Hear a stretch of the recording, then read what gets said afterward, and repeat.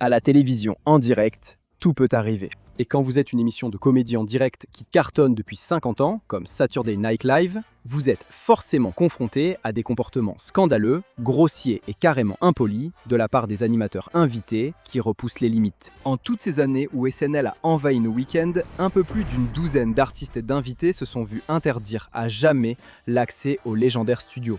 Que ce soit à cause de leur attitude, de leur frasque en coulisses ou d'un coup d'éclat à l'antenne qui a mis l'émission dans l'embarras. On te regarde, Adrian. Alors aujourd'hui, on vérifie la liste des invités pour voir tous les animateurs qui ont été bannis de SNL. Mais avant de sanctionner ces artistes, pourquoi ne pas appuyer sur ce bouton d'abonnement? Ensuite, allez dans les commentaires et dites-nous quelles autres histoires de mauvais comportements en coulisses vous souhaitez découvrir. Pour l'instant, nous sommes Weird History et vous ne l'êtes pas. La carrière de plus de 30 ans de Frank Zappa en tant que musicien s'est construite sur l'improvisation, l'expérimentation et la non-conformité.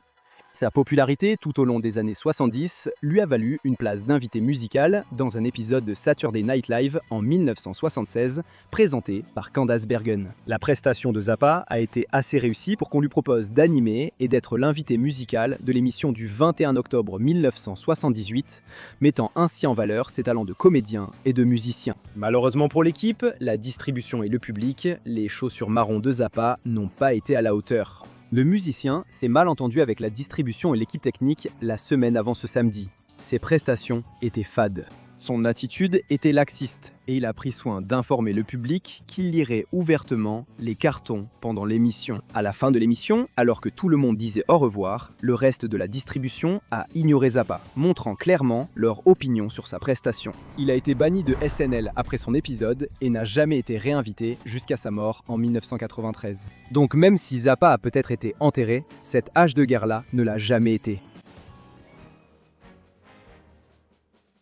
De nos jours, il est relativement courant de regarder une émission télévisée où des membres du casting sont éliminés par vote. Mais avant American Idol, Survivor ou RuPaul's Drag Race, il y avait Andy. Le comédien iconoclaste Andy Kaufman n'était pas un inconnu de SNL, et on pourrait même le qualifier d'invité récurrent. Sa prestation emblématique en playback sur le générique de Mighty Mouse était un numéro de l'émission. Cependant, Kaufman a été banni de SNL le 20 novembre 1982. Non pas par Lorne Michaels cette fois, mais par un vote des fans. Que ce soit parce que NBC en avait assez de recevoir des lettres de plainte à propos de ce comique excentrique, ou que Kaufman lui-même pensait que c'était une bonne blague, NBC a mis à disposition un numéro surtaxé pour voter, afin de décider si Kaufman devait rester dans l'émission. Le numéro de téléphone, Virez Andy, a reçu l'incroyable nombre de 169 000 votes pour garder Kaufman le samedi soir. Mais 195 500 voix du côté opposé ont été plus fortes. Et Kaufman n'est jamais revenu sur la scène de Saturday Night Live. Ça, c'est pousser le gag jusqu'au bout. En ce qui concerne les stars révélées par SNL, Chevy Chase était le tout premier. Dès le premier épisode, tout était fait pour en faire une star, et Chevy Chase est devenu très populaire auprès des fans et téléspectateurs, mais beaucoup moins auprès du reste de la distribution, des producteurs et de Lorne Michaels. En gros, Chevy semblait irriter toutes les personnes impliquées dans l'émission. La vedette éponyme du très éphémère Chevy Chase Show était revenue animer SNL pas moins de 8 fois depuis son départ à la moitié de la deuxième saison. Mais Chevy Chase restait difficile à côtoyer, se heurtant constamment à la distribution et aux scénaristes. Tout a éclaté le 15 février 1997, quand les producteurs, lassés, ont officieusement interdit à Chevy Chase de participer à l'émission. Chevy Chase, bien qu'absent de l'animation depuis près de 30 ans, est revenu ponctuellement en invité surprise au bureau du Weekend Update. Pour inviter un acteur légendaire dans votre émission de sketch humoristique, Milton Berle est difficile à surpasser. Le comédien et acteur pionnier a eu une carrière qui s'est étendue sur plus de 8 décennies, ce qui lui a valu le prestigieux surnom de Monsieur Télévision.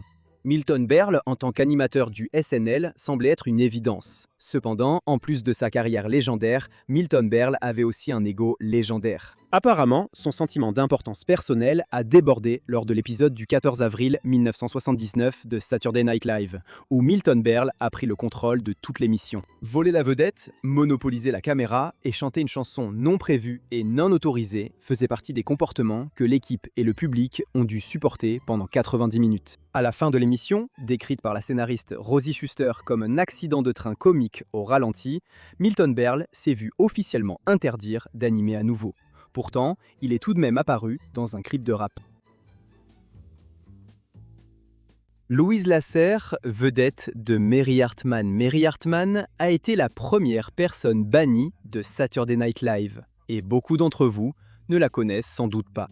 Peut-être à cause de ses frasques sur SNL, l'avant-dernier épisode de la première saison est devenu l'un des plus infâmes. Au printemps 1976, Louise Lasserre avait été arrêtée pour possession de drogue illégale, un fait qui a peut-être contribué à son comportement étrange lors de l'épisode du 24 juillet 1976 de SNL. Elle était presque incohérente en animant et a refusé de collaborer avec les scénaristes.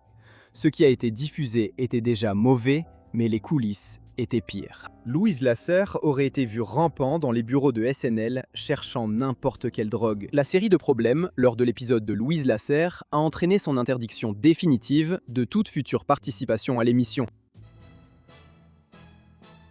Robert Blake a été qualifié de beaucoup de choses. Acteur, soldat, meurtrier présumé et peut-être le plus humiliant de tous, mauvais animateur de SNL. Des décennies avant d'être suspecté de la mort de sa femme, Robert Blake était un acteur chevronné, ayant débuté enfant dans la série de courts-métrages Our Gang des années 1930 et 40. Et il voulait que tout le monde sache qu'il était une grande vedette. Il se serait heurté à la troupe, aux producteurs et aux scénaristes, allant même jusqu'à jeter son script au visage du scénariste et membre de la troupe, Gary Kroeger. Ses problèmes avec les textes et son attitude envers l'équipe lui ont valu d'intégrer le club des animateurs, n'ayant présenté le SNL qu'une seule fois. Aucune veste matelassée n'accompagne cette distinction. L'épisode de Saturday Night Live du 10 mai 2003 avec Adrian Brody est arrivé après une semaine difficile pour l'équipe de scénaristes. Adrian Brody aurait rejeté de bonnes idées de sketch toute la semaine et causé des problèmes aux autres artistes. Au-delà de ses frasques en coulisses, c'est l'action d'Adrian Brody en direct qui l'a mis sur la liste noire de l'Orne. En présentant l'invité musical, l'artiste jamaïcain Sean Paul, Adrian Brody a pris l'initiative de présenter au monde entier son personnage de Rastaman. Portant des dreadlocks et un accent maladroit, que l'on pourrait qualifier de blackface sans maquillage, le récent lauréat de l'Oscar a suscité des regards désapprobateurs et une interdiction à vie de Lorne Michaels, qui n'a pas du tout apprécié la scène. La star d'action et prétendu artiste martial Steven Seagal devait animer l'épisode du 20 avril 1991 de Saturday Night Live, avec comme invité musical Michael Bolton. Un véritable ouzou des stars du début des années 90, l'émission aurait dû être un énorme succès. Mais personne n'a été plus nuisible à la cause que Seagal lui-même. Dès le départ, Seagal a été difficile à côtoyer, ne s'entendant pas avec l'équipe et les acteurs, et proposant des idées de sketch vraiment affreuses, dont une où il aurait agressé sexuellement Victoria Jackson, membre de la troupe. Cela a apparemment mis Michaels en colère, qui a failli évincer l'acteur de Piège en haute mer au profit d'un épisode sans animateur, déclarant plus tard que Seagal était le plus gros crétin à avoir jamais participé à l'émission. Le policier n'a jamais été réinvité à l'émission. Et un simple coup d'œil à ses talents comiques prouve que c'était une décision intelligente. Michael Bolton a été réinvité pour chanter sur le capitaine Jack Sparrow, rendant Steven Seagal le seul animateur moins drôle que l'invité musical. Martin Lawrence était déjà un humoriste et acteur reconnu lorsqu'on lui a demandé d'animer Saturday Night Live le 19 février 1994. Lawrence avait lancé sa sitcom éponyme à succès l'année précédente, et sa carrière de comédien était en pleine ascension. Cependant, Lawrence pensait que SNL était l'endroit idéal pour repousser les limites peu compatibles avec la télévision grand public. Lors de son monologue, Lawrence a testé la patience des censeurs, producteurs et femmes du monde entier avec une diatribe sur l'hygiène féminine et la composition raciale du public, tandis qu'un malaise régnait dans la salle. Après avoir improvisé des blagues, l'une des pires règles à enfreindre pour Lorne Michaels. Lawrence a été banni de la série, et toutes les rediffusions du monologue ont été censurées pour leur contenu, avec un carton-titre espiègle et une voix off expliquant au public ce qu'il n'allait pas voir. Qu'est-ce que tu vas faire ? L'acteur et animateur de talk show, Charles Grodin, a réussi à agacer beaucoup de gens, aussi bien sur scène qu'en dehors, lorsqu'il animait dans l'épisode du 29 octobre 1977 de Saturday Night Live. Le comédien célèbre pour son humour sec et acerbe a improvisé une grande partie de sa prestation ce soir-là, ce qui était déjà strictement interdit pour Lorne Michaels. Rien ne rend un producteur de télévision en direct plus nerveux que quelqu'un qui dévie du script. Beaucoup ont décrit sa prestation comme s'il avait raté les répétitions, sortant même de son personnage pour corriger ses collègues en plein sketch. Pour être juste envers Grodin, cette attitude distante et cynique faisait entièrement partie de son numéro.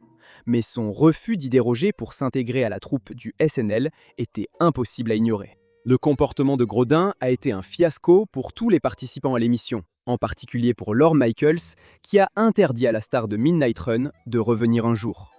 Alors, qu'en pensez-vous? Laquelle de ces interdictions vous a le plus surpris? Dites-le nous dans les commentaires ci-dessous, et pendant que vous y êtes, jetez un œil à certaines de nos autres vidéos de Weird History.